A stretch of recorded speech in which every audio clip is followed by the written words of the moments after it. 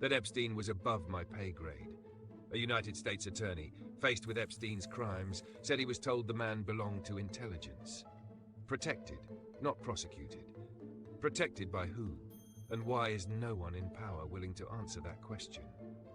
By the end of this video, you'll see how Epstein escaped real justice with the help of billionaires, intelligence ties, and political silence. You'll learn why he fled to Israel during a federal investigation, who funded his mysterious rise, and how the very people meant to prosecute him looked the other way. If you're tired of secrets being treated as strategy and abuse being buried to protect power, this is for you. Subscribe if you're here for truth that doesn't care who it offends. Let's start with the impossible to ignore facts. In 2008, Epstein pled guilty to soliciting an underage girl for sex in Florida. But instead of real prison time, he got work release and community service. He spent more time in his mansion than behind bars. The deal was so soft it shut down a separate federal investigation into child trafficking. And the man who signed off on it? Alexander Acosta, later appointed to Donald Trump's cabinet. When asked why he approved that deal, Acosta allegedly said Epstein belonged to intelligence and that he was told to leave it alone. That's not some fringe rumor, that's what insiders in Trump's transition team said he claimed. Acosta later denied saying it. But let's be honest, if he didn't, why did people inside Trump's inner circle repeat it? Let's look at who stood behind Epstein. His closest associate was Ghislaine Maxwell, now in federal prison for trafficking girls. Her father, Robert Maxwell, was buried in Jerusalem with full state honors. Israel's president gave his eulogy. Why? Because Pulitzer-winning journalist Seymour Hersh documented, and later proceedings confirmed, that Robert Maxwell was an Israeli intelligence asset. The Mossad didn't just admire him, they used him. Epstein's wealth didn't come from brilliance, it came from Les Wexner, the billionaire founder of Victoria's Secret. But Wexner wasn't just a fashion mogul. He co-founded the Mega Group, a circle of billionaires with one goal: shape American foreign policy to align with Israeli interests. That's not speculation. That's confirmed by Vanity Fair, The New Yorker, and IRS filings. And Wexner didn't just help Epstein. He handed him hundreds of millions of dollars and transferred one of the largest homes in Manhattan to him, for free.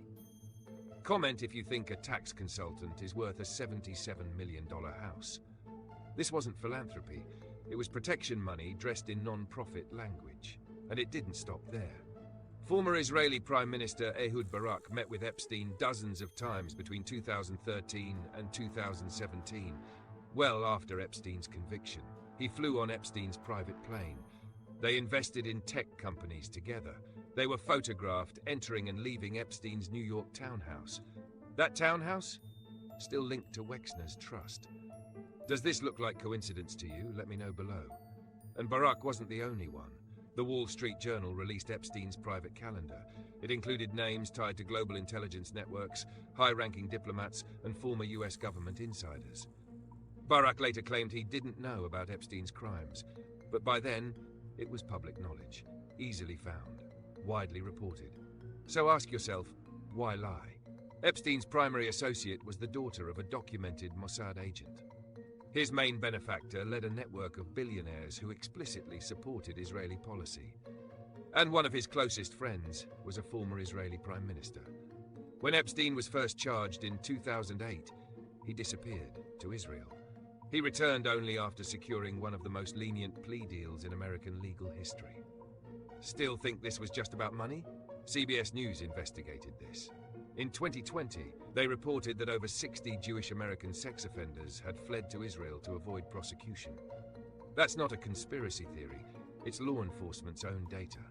Israel's right of return, combined with lax extradition enforcement, created a backdoor for predators. Some never faced justice at all. Share this if you're tired of silence from the people paid to protect you. Why was Epstein allowed to travel internationally while under investigation? Why was he found with a fake passport under a different name? Why did he flee to Israel when he faced charges? And why did he come back only after the deal was done? This doesn't prove he worked for Israeli intelligence, but it absolutely proves we've been lied to. The United States government, the one that claims to protect children and prosecute power, refuses to tell the truth. That's not a system. That's a silent cartel. If you're still watching, you're already braver than most mainstream media outlets. Now ask yourself, what does it say about our country that a man like Epstein might have been untouchable, not despite his crimes, but because of who protected him? Comment "Justice is not optional" below if you think enough is enough. Remember the headline: Epstein wasn't just wealthy, he was protected. Like, share and subscribe if you want the truth louder than their silence.